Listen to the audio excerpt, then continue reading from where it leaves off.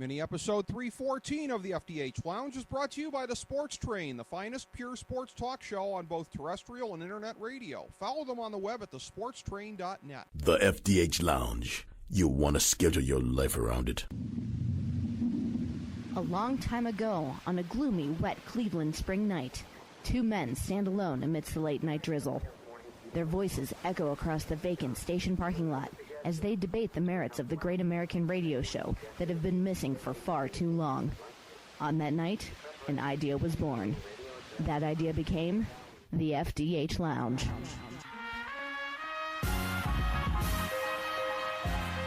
Welcome to the FDH Lounge. Welcome to mini episode number 314 of the FDH Lounge. This is FDH Managing Partner Rick Morris here with the FDH Lounge preview of Breaking Bad episode 5.16, the series finale, which is called Felina. Throughout the second half of the final season of what has arguably been the greatest TV drama of all time, we're ranking the 5 most important developments of the most recent episode and assessing how they set the table for what's to come. Showrunner Vince Gilligan has warned that developments in the final 8 episodes will come more fast and furious than ever before, partially because a greater span of time is being covered and partially because an absolutely epic ending awaits. So the overall deck will be getting reshuffled quite regularly, making these episodes the most concentrated form of the epic thrill ride to date. Also, we will be continuing our coverage of this show even after it concludes with some retrospectives and examination of just what made this program so notable. Coming out of episode 5.15, here are the top 5 developments setting the tone for 5.16. Number 5, the Better Call Saul number is discontinued, not even redirecting to a Cinnabon in Omaha. On a series with more than its fair share of callbacks, Walt's attempt to intimidate Saul again with his "It's Not Over Until I Say It Is" rendition fell flat when a vicious coughing fit revealed him as the paper tiger he now is. Walt will now face the endgame without the savvy consigliere who has guided him through minefields since the latter days of Season 2. One should not underestimate the importance of this, especially since one of Saul's first great lines was, "You two suck at peddling meth." Walt isn't the criminal novice now that he was then, but neither was he somebody who was conditioned to lean on Albuquerque's shadiest but most entertaining lawyer for so many of his plans.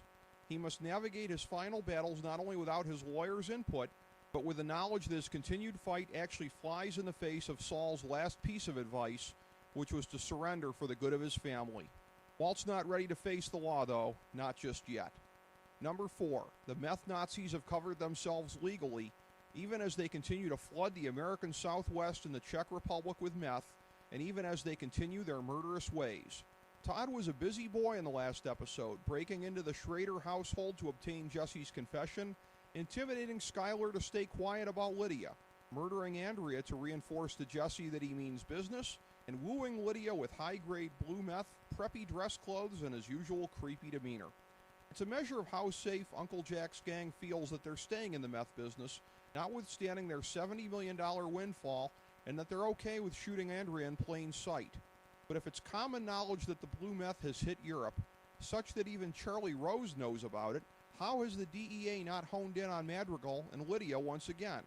And wouldn't Jesse presumably be in the news as well with all of Walt's dirt out there? You have to think that no matter how removed he was from his parents' life that they'd try to have the authorities looking for him, to say nothing of Hank and Gomez presumably still undiscovered corpses. The series finale in all likelihood won't be about legal niceties, so the attempt to shut down the Aryans will have to come from Walt's machine gun. Number 3. Jesse's escape attempt has horrible consequences, setting him up for what must be a final cathartic reunion with his old mentor, Mr. White. When Jesse made his way out of the cage, it was yet another of the series' great heart-pounding moments. But with no Mike the Cleaner available to dismantle the outside security system for him, he was recaptured and forced to bear witness to the latest atrocity on the Jesse Pinkman Mental Images highlight reel, the execution of the woman he broke up with to set her free of his horrible life, Andrea. In a horrifying instant, her child was left motherless, and her life was sacrificed to the mean streets of Albuquerque just like her young brother.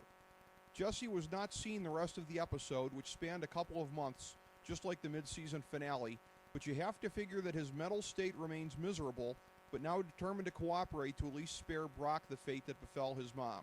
It seems likely that Walt will encounter Jesse after attacking the Aryans, leaving a final cathartic and likely violent confrontation between the two. Number 2. Walt's last illusion about having embarked on this evil journey for his family is extinguished when his son tells him to go die already. Because of the tremendous writing and direction and the always masterful acting of Bryan Cranston, you certainly don't have to be Team Walt to have felt the sting of the words of the young man who now calls himself Flynn. Throughout the episode, Walt was grasping to find some way to make things right, from utilizing Saul to find a new hit team to go after the meth Nazis, to having the grid eraser promise to funnel his money to the family, to mailing a tiny chunk of it to Lewis's house. All of these attempts are unsuccessful, but the passionate denunciation of his own son is what truly makes this pathetic shell of a man hit rock bottom. An effort that he persuaded himself in the pilot episode was the only way to save his family turned into what he was the very last to realize, the complete and utter destruction of everyone in his orbit. Only then is he ready to turn himself in to take the remaining heat off of Skyler, until the bartender does some very timely channel surfing. Number 1. Walt's fleeting willingness to turn himself in is undercut by Charlie Rowe's plot device. Walt has mentally surrendered to the inevitable and tipped the authorities to his present location when he settles in for one final drink. We know from the flash forwards that his saga doesn't end this way, but we don't know what drives him out of that chair. Throughout the episode, Walt's new infamy has been discussed, as the story that has existed in the shadows for the entire series erupted into the open at the end of Ozymandias. But the first TV glimpse we receive is what turns out to be Walt's jolt back into Heisenberg for one last ride. The feelings of unfairness that Elliot and Gretchen have always stirred in Walt have been critical to his motivation, as we witnessed in seasons 1 and 2 when they offered to pay for his treatment and give him a job in gestures he bitterly described as pity. They came to the surface not long before the season 5 mid-season finale, when he told Jesse that he keeps exact tabs on their progress and that they motivated him to be in the Empire business. Now, in the midst of damage control about their past association with this now notorious criminal, they lit that fuse once again by dismissing his contributions to the company's rise on national television, directly challenging his version of events in a manner that's probably actually untrue. Just as cutting to him, however, was the reference to him having been a very nice guy in the past.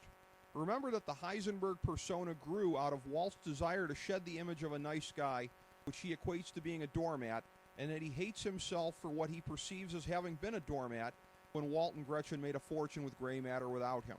It can't be a coincidence that Walt was forced to confront these views of himself not long after his brutal conversation with Flynn, who, it's worth remembering, publicly celebrated Walt as the nicest guy in the world when he received media attention for the healthcare fundraiser website. The young man idolized his father when he saw him as simply being a great, caring man, and memorably rebuked Walt for being concerned about looking weak after Jesse beat him up in late season 4, telling his father that he only wanted to see him as a good man. Now that he's lost his only son's love and respect possibly forever, Walt is ripe for any appeal for the wicked Heisenberg to make one last ride, rather than rotting away in a prison cell, and Elliot and Gretchen unwittingly revive the monster they helped create. Thanks to the flash forwards, we've seen Walt obtain his machine gun and ricin capsule for the endgame. Elliot and Gretchen might be tasting that poison before it's all said and done, although past would-be target Lydia could still find some in her fancy tea as well. You have to think Walt's going to be spitting hot lead at Uncle Jack's gang, given his rage at their murder of Hank and appropriation of his money. And when he finds Jesse alive, a moment that the finale probably won't deprive us of, the final coming to terms between the two men undoubtedly will be memorable. Last week, Ozymandias was universally hailed as one of the greatest episodes in TV history and the one that clinched all-time greatness for Breaking Bad. This week, pieces were reset methodically on the chessboard in an episode that counted only the shocking killing of Andrea and Flynn's outburst at Walt as huge moments. Now, in the series finale, so many factors across the board are up for grabs, not least of which Walt's own motivations. If you were to learn of spoilers that indicated that Walt's going to redeem himself in some small way before he dies, you probably wouldn't be shocked. If you learned that Walt's continuing pettiness and megalomania would drive him to final horrors that leave you rooting for his bloody demise, you probably wouldn't be shocked. And it's equally likely that as viewers, we'll experience these opposite emotions and much more next week.